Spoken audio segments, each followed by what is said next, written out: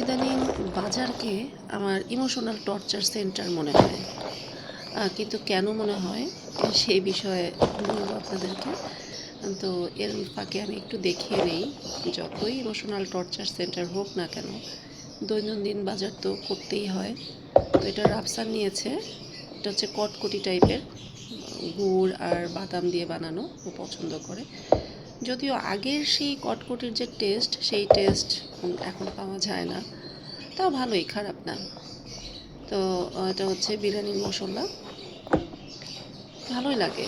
বিরিয়ানি রান্না করতে ঝটপট রান্নাটা শেষ করে ফেলা যায়। আর নুডলস বড়টা নিতে চেয়েছিলাম, কিন্তু মার্কেটে বড়টা ছিল না। আর নুডলসটা আমার লাগেই।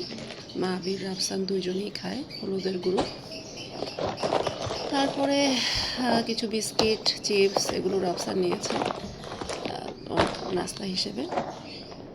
বিস্কিটগুলোর মধ্যে আছে কয়েক ধরনের বিস্কিট। আর আমি আসলে চা বানানোর জন্য ডিপ্লোমা গুঁড়ো দুধটাই প্রেফার করি।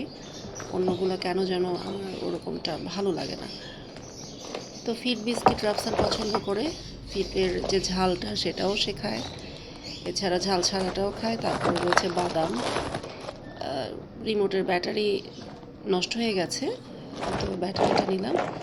আর যে বিস্কিটটা একটু দেখলেন, সেটা হচ্ছে নারকেলের বিস্কিট। রাফসান নিয়েছে, এবার ফার্স্ট নিল। বললো যে মা একটু খেতে চাই, যদিও নারকেল খুব বেশি একটা পছন্দ করে না, তবু নিল।